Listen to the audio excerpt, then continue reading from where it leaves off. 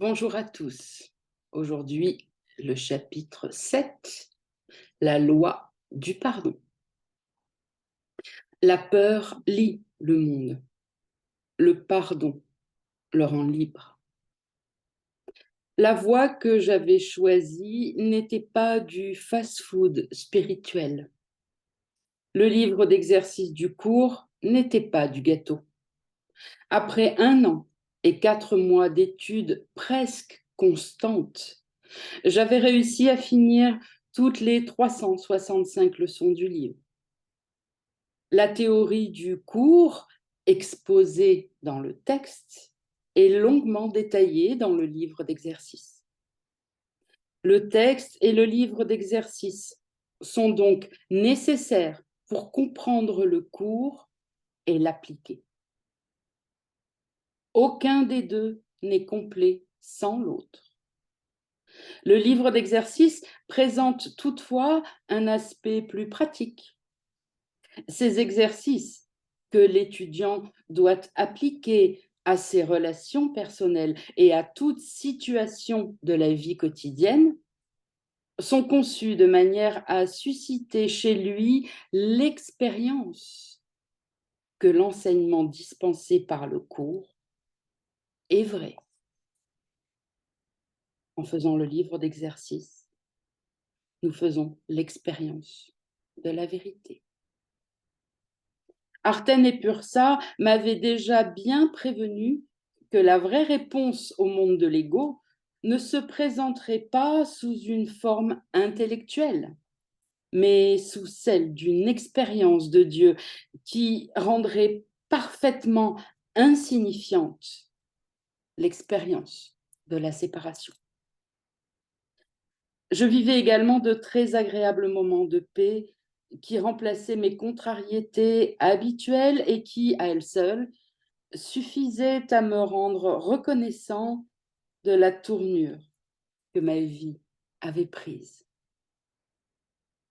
Par exemple, au lieu d'être contrariée parce que Karen n'était pas très spirituelle et n'éprouvait pas beaucoup d'intérêt pour ma démarche, je suivis le conseil que m'avait donné Arten lors de la deuxième apparition de Point. Lui laisser apprendre ce qu'elle devait.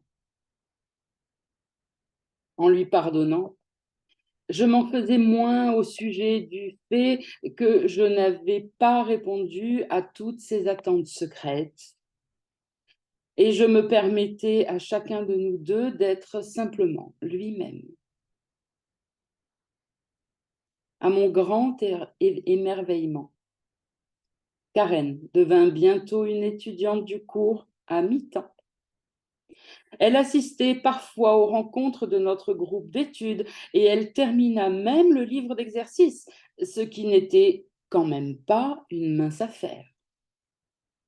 Bien qu'elle ne se fût pas engagée dans le cours autant que moi, elle croyait au contenu et elle accomplit d'énormes progrès dans le passage d'un état de conflit à un état de paix.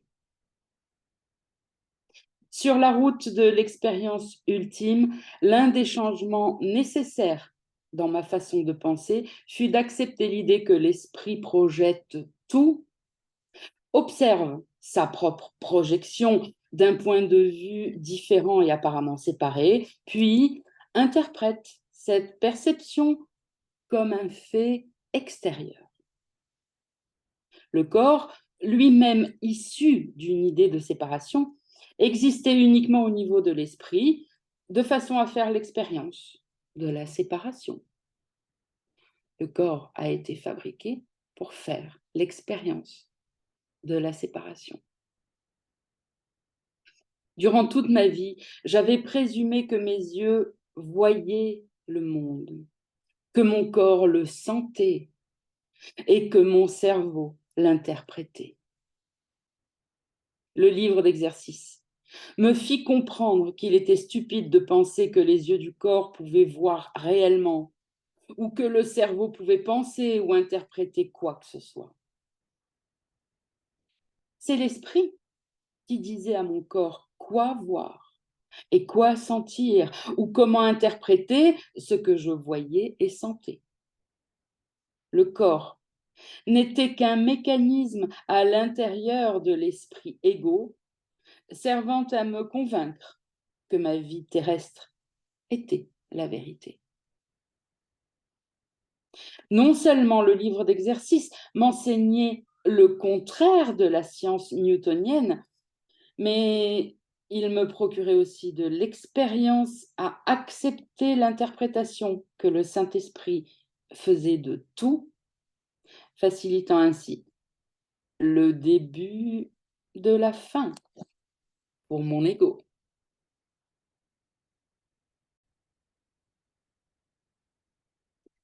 La première phrase de l'épilogue du livre d'exercices m'ennuyait beaucoup, mais pas la deuxième.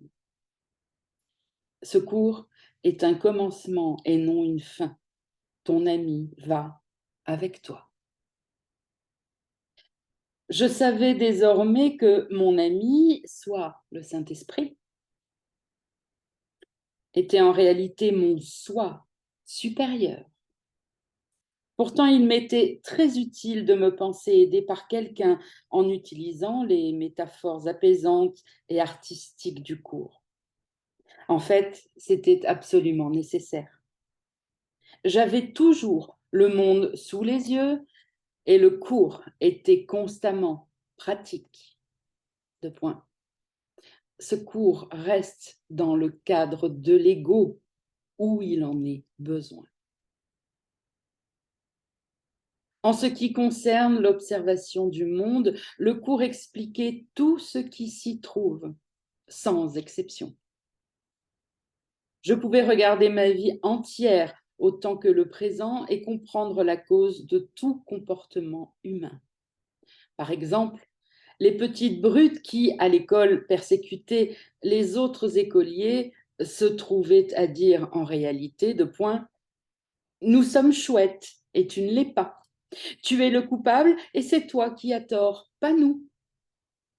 Les bons écoliers qui percevaient l'injustice autant que la nature absurde de plusieurs autres choses existant dans le monde, jouaient simplement leur propre rôle dans le cycle persécuteur-persécuté, en voyant la culpabilité chez les auteurs du délit plutôt qu'en eux-mêmes. Et que disaient en réalité les membres de diverses sectes religieuses extrémistes en faisant leur prosélytisme? Peut-être quelque chose comme deux points. C'est vous qui êtes coupables, pas nous. Nous avons Dieu, pas vous. Nous irons au ciel et vous irez en enfer. Que disaient les terroristes insanes du monde entier en enlevant la vie à des hommes, à des femmes et à des enfants innocents? Vous êtes responsable de nos problèmes. C'est vous qui êtes coupables, sûrement pas nous. Les êtres humains ont tendance à se blâmer les uns les autres pour tout ce qui leur arrive. Mais ce que nous faisons, en fait, c'est nous blâmer les uns les autres pour notre apparente séparation de Dieu, dont a résulté la perte de la paix, qui semble une caractéristique permanente de notre existence. Les variantes sont infinies. Qu'il s'agisse d'une relation personnelle proche ou éloignée, on peut toujours trouver quelqu'un ou quelque chose qui soit la cause du problème, sauf peut-être dans le cas des âmes torturées qui projettent à l'intérieur d'elles-mêmes toute culpabilité, se blâmant consciemment de leur propre situation défavorable. Mais est-ce vraiment différent que d'en blâmer un autre corps? Je me sentais souvent encouragée par ce que je pensais ou ce que je ressentais. D'autres fois, le cours semblait vraiment empirer les choses. En même temps que le système de pensée de l'ego, depuis longtemps nié, remontait dans ma conscience. La culpabilité qu'il avait niée remontait également à la surface. Et il en résultait une plus grande expression de peur que celle qui serait survenue normalement. Voici un exemple. J'avais remarqué depuis quelques années une forte augmentation à la télévision de la propagande politique de droite, particulièrement depuis que la Commission fédérale des communications avait révoqué sa doctrine de justice et son règlement du temps égal. Les autorités constituées pouvaient désormais émettre, au moyen de leur réseau, toute la désinformation conservatrice et partielle qu'ils désiraient, sans devoir fournir une période de temps égale et équitable aux tenants d'un point de vue différent. Une pratique qui avait très bien fonctionné depuis 30 ans était maintenant abolie, et même si ce n'était pas très sage de ma part. J'étais maintenant plus contrariée que jamais par les absurdités que je voyais et entendais à la télévision. Je me posais parfois tout haut des questions comme celle-ci, deux points. Les gens sont-ils déconnectés au point de croire toutes ces inepties? Très souvent, malheureusement, la réponse était oui. Malgré mes défaillances occasionnelles, j'étais capable, la plupart du temps, de mettre en pratique les principes du cours. Mon entêtement naturel portait ses fruits, non par une suite ininterrompue d'expériences heureuses, mais par une nouvelle façon de voir les mauvaises, abrégeant ainsi grandement la durée de leurs effets. En août, j'étais très impatient, car il s'était écoulé 8 mois depuis la dernière visite d'Artène et de Pursa. Je savais maintenant qu'il tenait toujours parole et qu'il m'apparaîtrait au moment annoncé. Puis effectivement, un après-midi, Pursa se manifesta soudain, mais sans Artène à ses côtés. Pursa. « Hé, l'enseignant de Dieu, quoi de neuf ?» Gary. « Si je vous le disais, vous me flanqueriez une gifle. » Pursa. « Aurions-nous oublié de prendre notre pilule anti-sarcasme ce matin ?» Gary. « Je blaguais. Je suis heureux de vous voir. Mais où est donc Artène ?»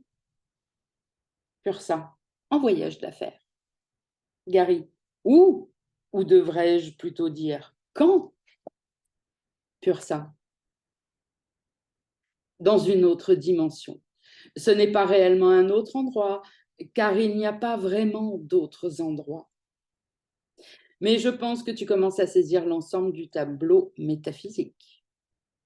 Artène travaille en ce moment avec toi, dans une de tes vies, et tu ne le sais même pas. Parfois, les gens ignorent qu'un maître ascensionné se trouve avec eux. C'est pourquoi je t'ai déjà dit que nous aimions nous intégrer à tous les lieux où nous allons. En réalité, Artène est également ici. Les maîtres ascensionnés sont partout en même temps, seulement tu ne peux pas les voir. Nous projetons rarement plus d'une image physique de nous-mêmes à la fois, et c'est toujours à des fins pédagogiques. L'enseignement n'est pas toujours traditionnel.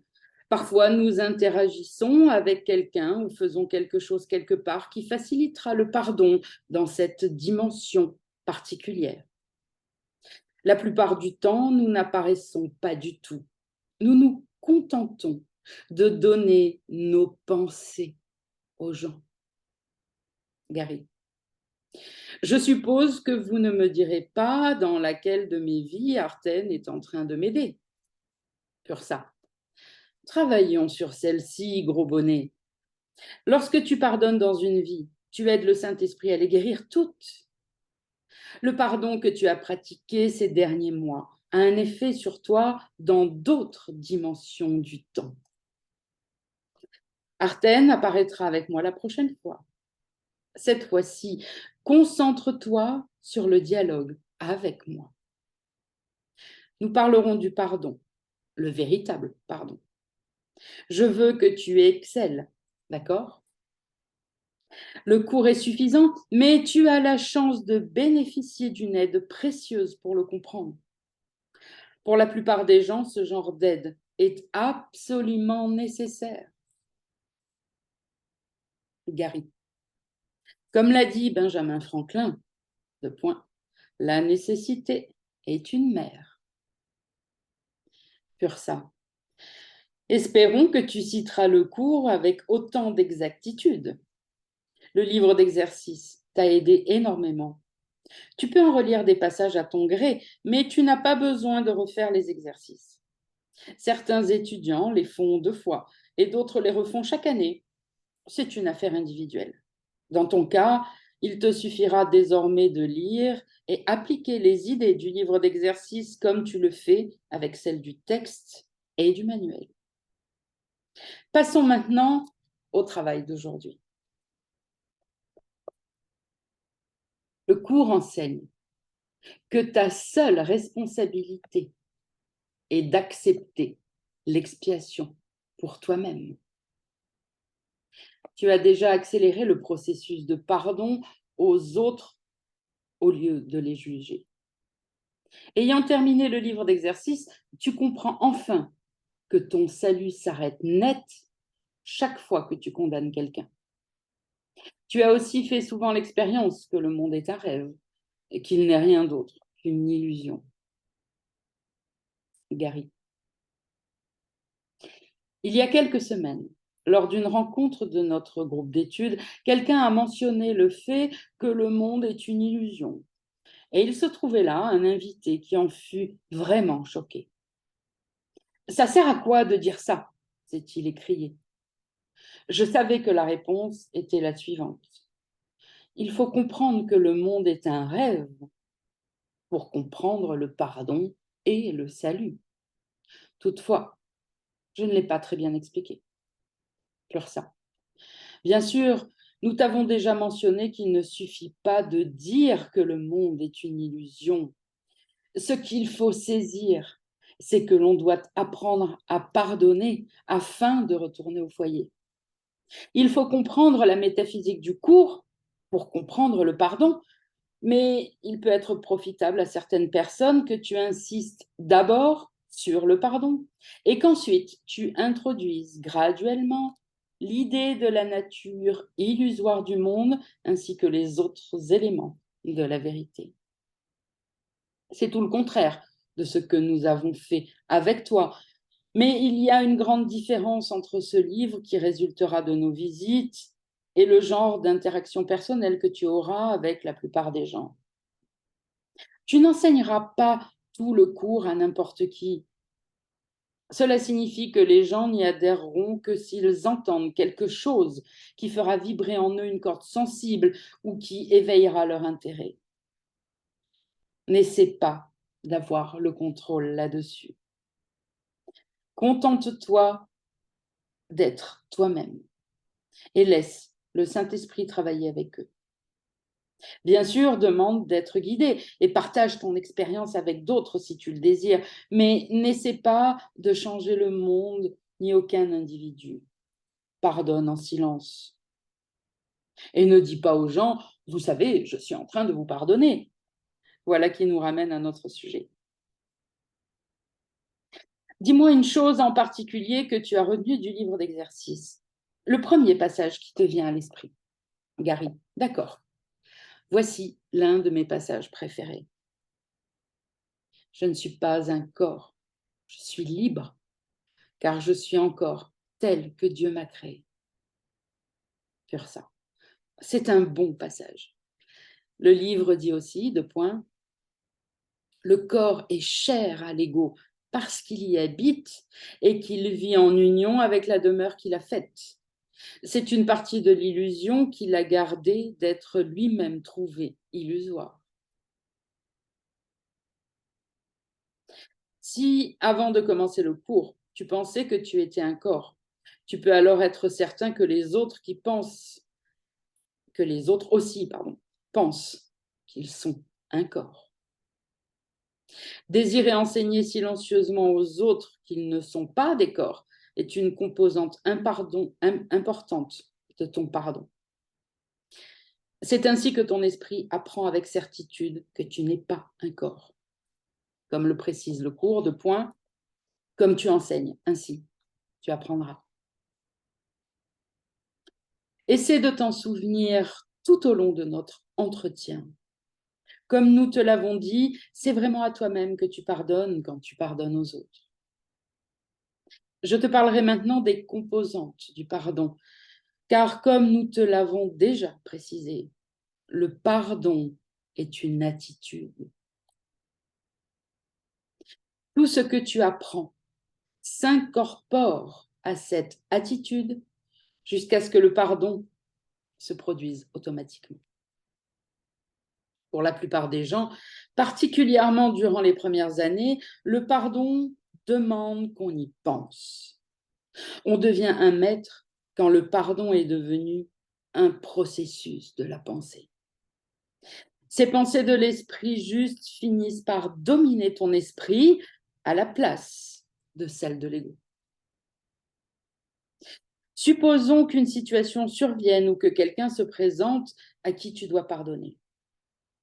Si tu as suivi le cours, tu as appris à penser à cette personne ou à cette situation avec ton esprit juste. La compréhension de tout le système de pensée du cours, y compris le texte et le manuel, renforce ton attitude de pardon. Ces pensées de pardon ne sont généralement pas linéaires. Tout le monde a certaines idées qui fonctionnent très bien pour eux. Un grand avantage du cours est sa nature holographique. De point. Chaque pensée est liée à toutes les autres. En fait, on pourrait dire que tout le système de pensée du cours se trouve dans chacune de ces sections ou que chaque partie contient le tout comme un hologramme. Je vais te donner quelques idées contenues dans le cours qui te seront particulièrement utiles pour édifier en toi une attitude de pardon inébranlable. Cela libérera de leur prison apparente les images que tu vois ainsi que toi-même. Parlons tout d'abord un peu plus de la situation que tu dois affronter, en expliquant pourquoi le cours n'est pas uniquement abstrait, mais aussi très pratique à ce niveau. Gary, j'ai une question importante, s'il vous plaît. Pursa, d'accord, tu as été un bon élève. Gary, qu'en est-il des gens qui ne semblent aucunement avoir peur quand ils commettent des actes horribles? Il y en a qui attachent des bombes à leur corps et se tuent avec d'autres victimes en croyant que le martyre leur garantira une place au ciel. En Amérique, les tueurs de foule ont tendance à préférer les armes automatiques pour abattre des douzaines de personnes, ce qu'ils font sans sourciller. Dans un cas comme dans l'autre, ces assassins sont froids et méthodiques, ne semblant ressentir aucune peur, même que parfois ils sourient. Quelle est la différence entre l'absence de peur et ce que vous enseignez? Pursa. C'est une question décente à laquelle nous t'avons déjà répondu souvent, car toutes nos paroles expriment le même système de pensée, celui de l'amour. Le cours, nous te l'avons déjà dit, enseigne que la direction de l'esprit ne peut être déterminée que par le système de pensée auquel il adhère. Le système de pensée du Saint-Esprit est guidé par l'amour, tandis que celui de l'ego est guidé par la peur et la haine, de sorte qu'il ne peut en résulter que la destruction. Ceux qui commettent des attentats suicides ou de meurtres semblent peut-être, ceux qui commettent des attentats suicides ou des meurtres, voilà, semblent peut-être ne pas ressentir la peur, mais ils ont simplement nié et projeté à l'extérieur leur peur psychotique. L'apparence de paix ne signifie pas toujours qu'il existe vraiment la paix intérieure. On ne répétera jamais assez que les habitants de cette planète ne vivront jamais en paix avant d'avoir la paix intérieure, laquelle vient inévitablement du vrai pardon. Nous t'avons dit également que tes actes sont le résultat de tes pensées. Cela ne veut pas dire que tu te comporteras toujours parfaitement. En effet, lorsque le cours dit qu'un enseignant de Dieu peut atteindre ici la perfection, il parle du parfait pardon, non d'un parfait comportement. La paix véritable ne peut venir que du pardon véritable. Et la violence, qui est la mise en scène de la propre haine d'un individu, vu comme étant à l'extérieur de lui, ne résultera jamais du système de pensée du Saint-Esprit qui n'enseigne que l'amour et le pardon. La métaphysique du cours, qu'il est essentiel de connaître, est construite sur la réalité de Dieu et l'irréalité de la séparation. Mais c'est le pardon qui te fait avancer. Sans lui, la métaphysique est inutile. C'est pourquoi nous disons que le cours est pratique. En fin de compte, tu ne peux réellement faire que deux choses, comme l'enseigne le cours. Deux points. Qui ne veut pas pardonner doit juger, car il doit justifier son manquement à pardonner. Ta tâche est d'enseigner le pardon. Le cours te dit qu'enseigner, c'est démontrer. Et il dit aussi, je ne demande pas des martyrs, mais des enseignants. Jamais la violence ne viendra du pardon, mais le jugement résultera toujours en un effet négatif sur la forme, même si cet effet ne se produit que sur ta santé. La violence est l'ultime et illogique extension de la peur, du jugement et de la colère. Le système de pensée trompeur de l'ego mènera toujours à une forme de violence ou au meurtre, car il demande que les gens voient leurs ennemis ou la cause perçue de leurs problèmes comme se trouvant à l'extérieur d'eux. Il en est de même pour toi, mais tu as trouvé le moyen d'en sortir. En inversant la pensée de l'ego, tu libères ta peur au lieu de la projeter. Avec le salut, il n'y a personne d'extérieur à blâmer pour ton seul problème réel, dont tous les autres sont le symbole.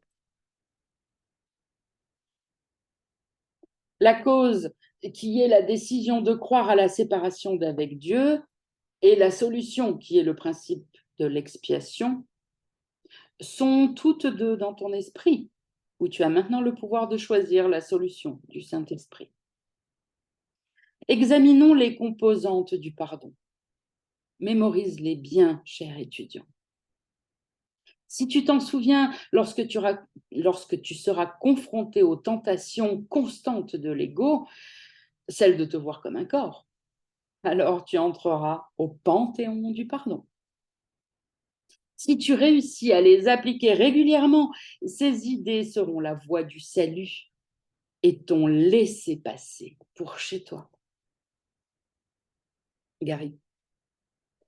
Je suppose que l'allusion au Panthéon est une métaphore, étant donné que je suis un amateur de baseball. Sur ça. Tu vois, tu peux déjà faire la différence entre ce qui doit être compris littéralement, je vais y arriver, ou ce qui doit l'être comme une métaphore. Donc, je reprends. Tu vois, tu peux déjà faire la différence entre ce qui doit être compris littéralement et ce qui doit l'être comme une métaphore. Gary. D'accord, allons-y. Comme j'ai l'habitude de travailler pour rien, parlez-moi donc du truc du pardon. Je plaisante. Je sais bien que le ciel ne peut vraiment pas être comparé à rien. Sur ça, c'est exact. Tu n'as pas besoin d'attendre ton expérience de l'illumination pour profiter des bienfaits du pardon. Comme te le signale le cours, de point, un esprit tranquille n'est pas un petit don. Souviens-t'en lorsque tu auras l'occasion de pratiquer le pardon. C'est l'une de ses composantes. L'une de ses composantes est de te rappeler que tu rêves. La première composante du pardon est de se rappeler que l'on rêve. Tu es l'auteur du rêve que tu as fait mettre en scène pour toi par ces figures afin de voir ta culpabilité inconsciente à l'extérieur de toi. Si tu te souviens que tu rêves, il n'y aura alors rien d'autre à l'extérieur que ta propre projection. Une fois que tu le crois, ce qui ne peut venir que de la pratique et de l'expérience, ce que tu vois et pardonnes n'a pas besoin d'avoir un impact sur toi. Comme l'explique le cours, deux points. Le miracle établit que tu fais un rêve et que son contenu n'est pas vrai. C'est une étape cruciale dans l'approche des illusions. Nul n'en a peur quand il perçoit qu'il les a inventées. La peur était maintenue en place parce qu'il ne voyait pas qu'il était l'auteur du rêve et non une figure dans le rêve. Cette citation est extraite de la section du cours appelée « Renverser effet et cause », où il est dit également ceci, deux points. Le miracle est la première étape pour redonner à la cause la fonction de causation et non d'effet. Gary. C'est donc désormais mon rêve et non celui de quelqu'un d'autre, car nous ne sommes tous qu'un. Il n'y a réellement personne ni rien d'autre que ma propre projection, que je me rappelle maintenant en assumant la responsabilité. Pur ça. Effectivement, ça ne veut pas dire qu'il n'y ait pas d'esprits apparemment séparés qui pensent qu'ils sont réellement là, mais comme toi, ils doivent apprendre la vérité afin que l'esprit entier redevienne un. Comme nous l'avons dit, tout cela fera partie de ton attitude, mais il est utile au début de la voir comme si elle était faite de plusieurs composantes. Une fois que tu es la cause et non plus l'effet, une autre composante du pardon est celle-ci, deux points. Pardonner tes images projetées et te pardonner en même temps à toi-même de les avoir rêvées. Tu sais déjà que le cours te dit de pardonner à ton frère ce qu'il n'a pas fait. Ce serait là un vrai pardon, car comme le dit aussi le cours, tu ne rends pas réelle l'erreur en faisant ceci. Tu ne donnes pas vérité à tes illusions, mais tu portes plutôt tes illusions à la vérité. Il est temps maintenant de te pardonner à toi-même d'avoir rêvé tout ce gâchis. S'il n'est rien arrivé, et s'il est une chose que le cours enseigne, c'est bien qu'il n'est rien arrivé, alors tu es innocent.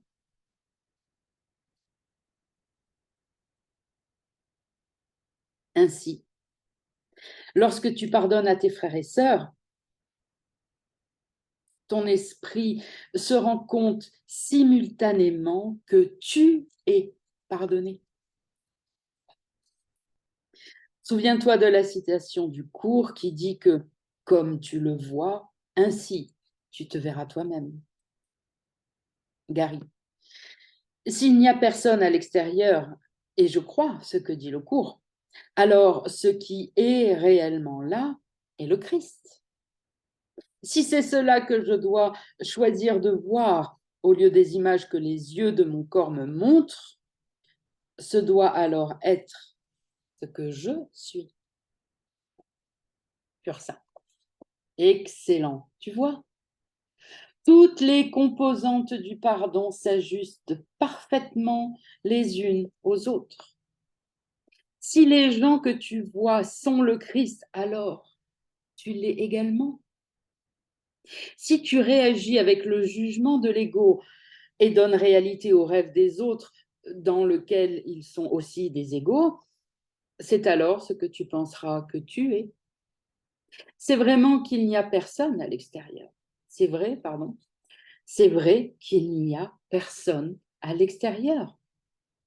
Pour répéter un point important, deux points. Les gens que tu vois pensent qu'ils sont à l'extérieur, tout comme des fantômes. Comme le dit le cours dans la section intitulée La plus grande jonction, deux points. Ne te joins pas au rêve de ton frère, mais joins-toi à lui. Et là où tu te joins au Fils, se trouve le Père. Et dans la section suivante, l'alternative au rêve de peur, tu ne partages pas de rêve mauvais si tu pardonnes au rêveur et perçois qu'il n'est pas le rêve qu'il a fait. Ainsi, il ne peut pas faire partie du tien, dont vous êtes tous les deux libres.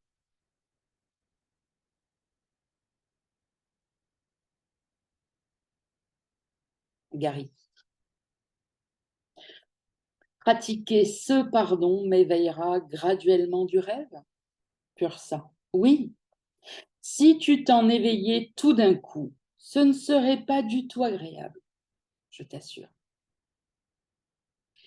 Tu dois être préparé à une forme de vie différente.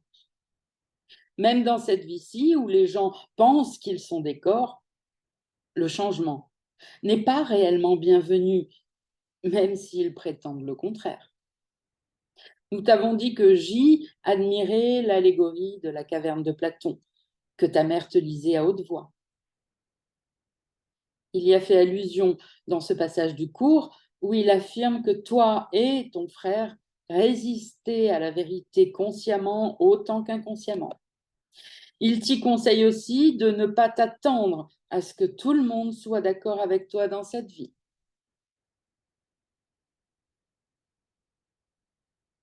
Des prisonniers qui sont liés depuis des années à de lourdes chaînes, affamés, émaciés, faibles et épuisés, qui ont les yeux plongés depuis si longtemps dans les ténèbres qu'ils ne se souviennent plus de la lumière, ne sautent pas de joie à l'instant même où ils sont libérés. Il leur faut un certain temps pour comprendre ce qu'est la liberté. Ta tâche est de pardonner, non de réclamer l'accord de ces esprits apparemment séparés auxquels tu pardonnes. Pour voir autrement cette même composante du pardon, rappelle-toi ce paragraphe du livre d'exercice, de points. Il y a une façon très simple de trouver la porte du pardon véritable et de la percevoir grande ouverte en signe de bienvenue. Quand tu sens que tu es tenté d'accuser quelqu'un de péché sous quelque forme que ce soit, ne permets pas à ton esprit de s'attarder sur ce que tu penses qu'il a fait, car c'est une tromperie de soi. Demande plutôt, est-ce que je m'accuserai d'avoir fait cela?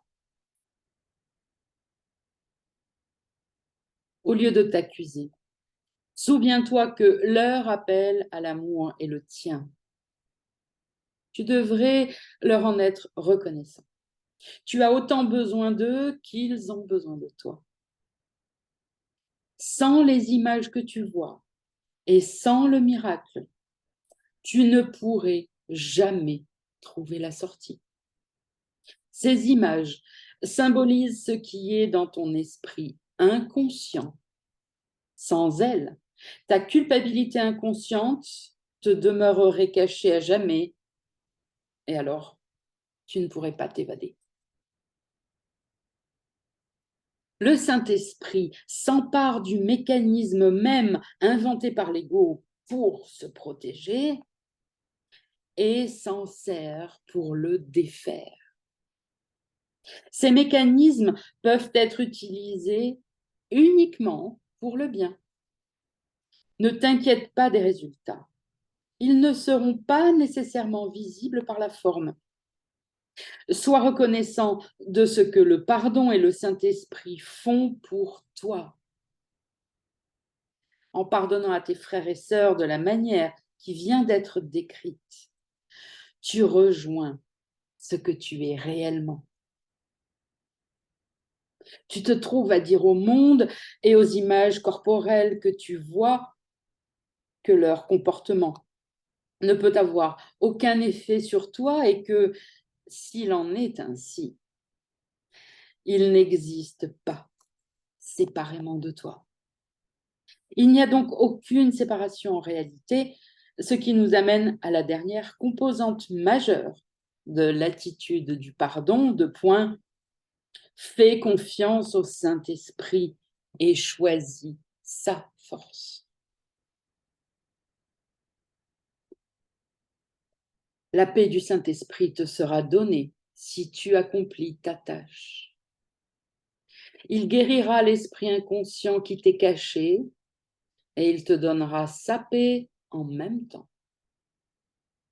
Cette paix ne viendra pas nécessairement tout de suite, mais ce sera quelquefois le cas.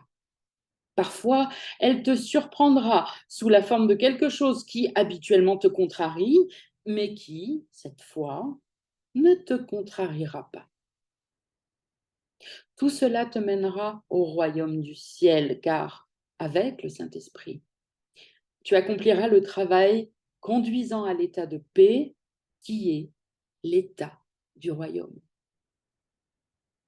Le pardon te prépare en réalité à rentrer au royaume du ciel. Comme le dit le cours de point, l'aptitude à accepter la vérité en ce monde est l'équivalent perceptuel de la création dans le royaume. Dieu remplira son rôle et tu remplis le tien. Et ce qu'il te donnera en retour du tien de rôle, c'est l'échange de la connaissance contre la perception.